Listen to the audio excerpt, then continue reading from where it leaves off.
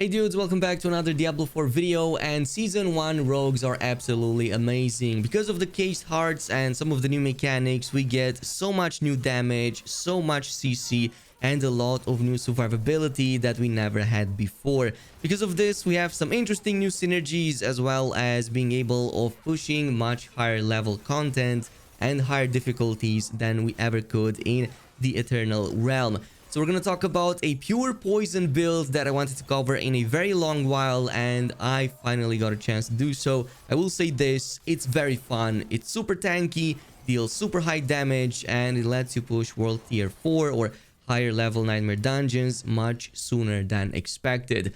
Now, we're going to cover some of the new caged hearts because this is basically what enables these builds to become so powerful.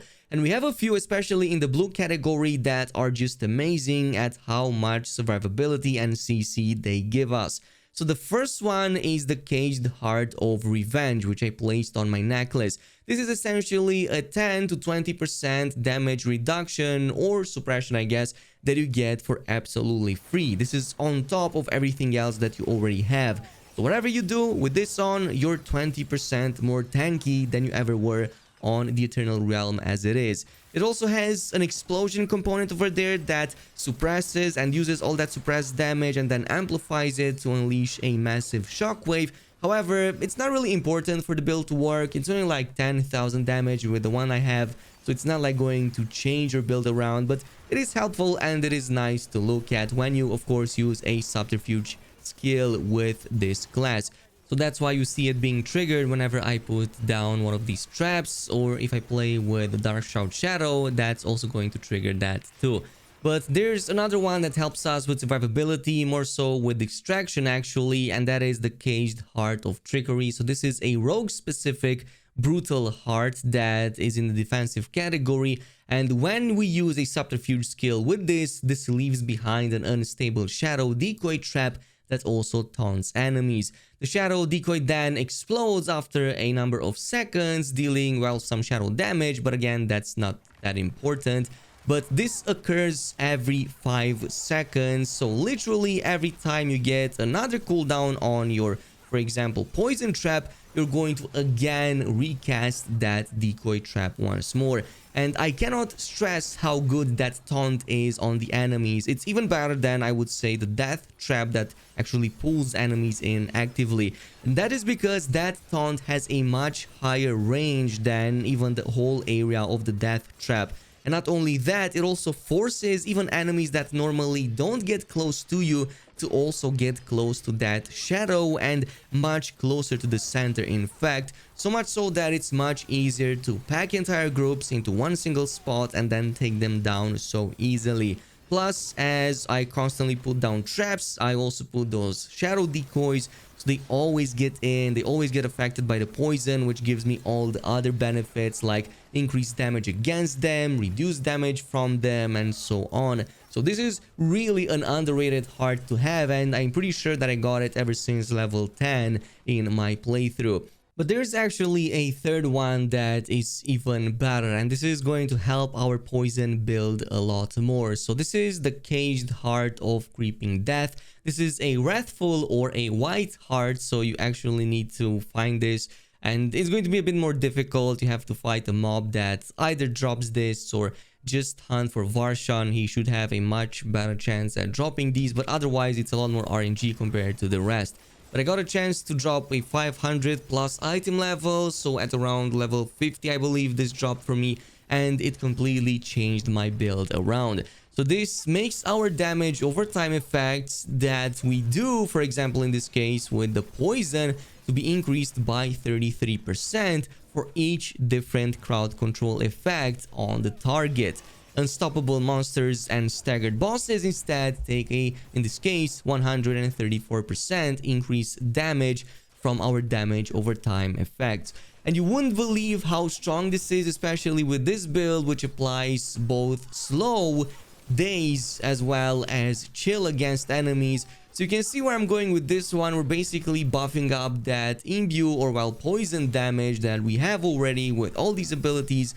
So much, in fact, that we're able to clear targets and dungeons that are 15 levels above our character. This really is one single item that can really change your build around, and it's not the only one. There are plenty more that are even stronger, but for now these are the ones that I want to focus on.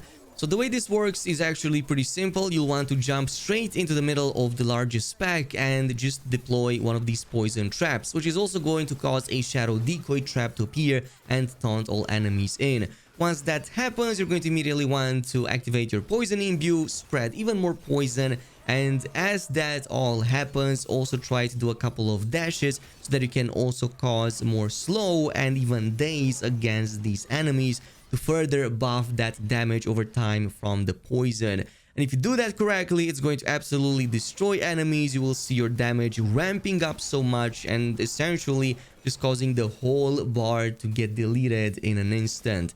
Now, in terms of the skills, there are some changes compared to some of the previous builds we covered, so let's go over just the changes. If you want to copy this build down, you can go ahead and do so by pausing, or you can just check the written guide in the comments below.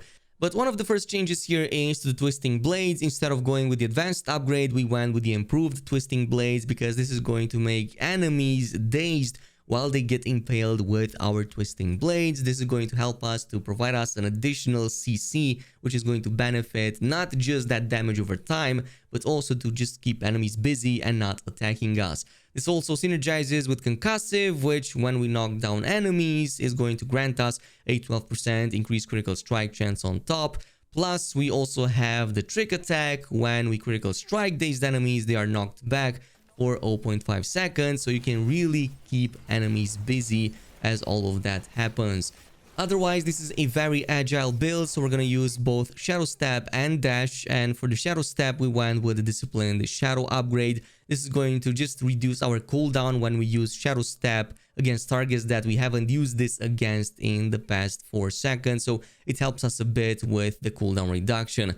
Plus, as I said, Dash, we can pick the Disciplined upgrade. So this is going to also slow down enemies, which is going to further help us to more easily daze them later on if we want to, or just to simply have them slowed, which is, again, another CC, more damage amplification. For the Subterfuge line, we only pick Poison Trap. We need this to keep enemies at bay. I found this to synergize very well with this build and just helps us to not get damaged as much. Plus, it has a chance to reset our imbuement skills, so we can cast our Poison Imbuement more often. And in terms of some of the other passives over here, we went with Weapons Mastery as well as Exploit and Malice for the extra damage.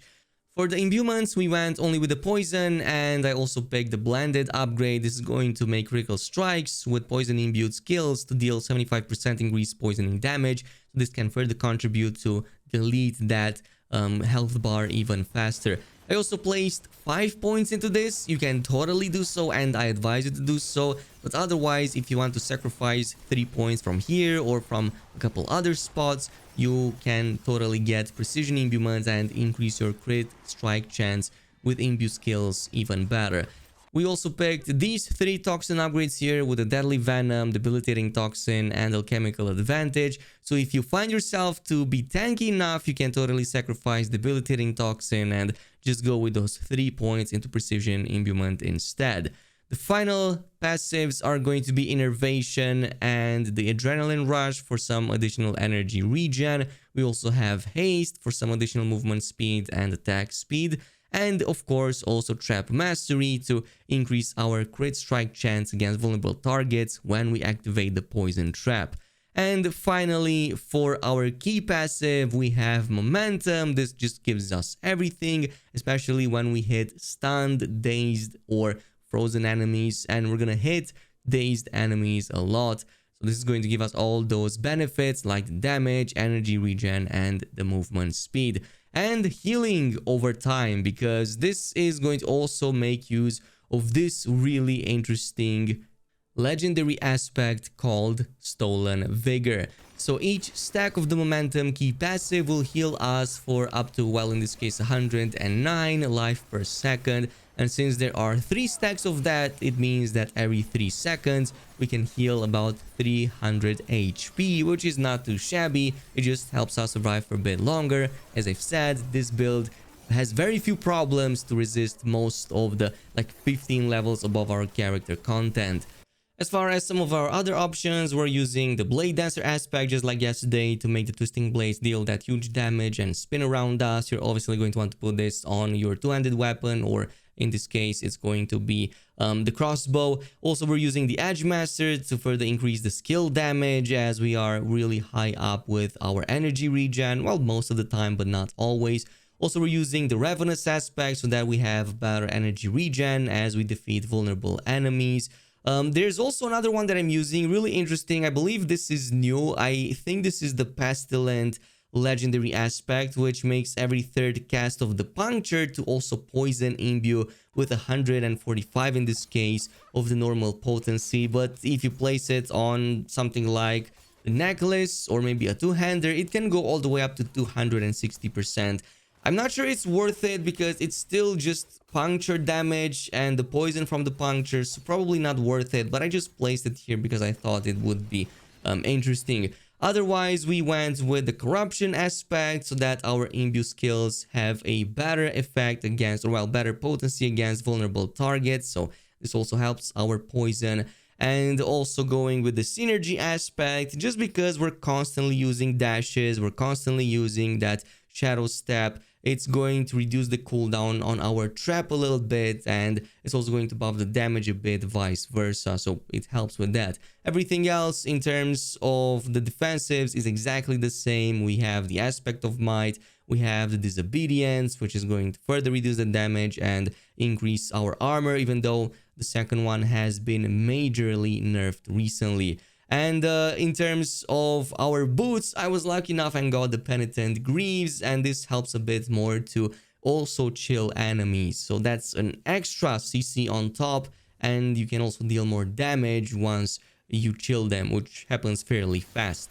But this is pretty much it with the build. Let me know down below what's your version of the rogues or the best rogue season 1 build. Are you going with something else, or are you running with something similar? This is it. Thanks so much for watching, and until next time,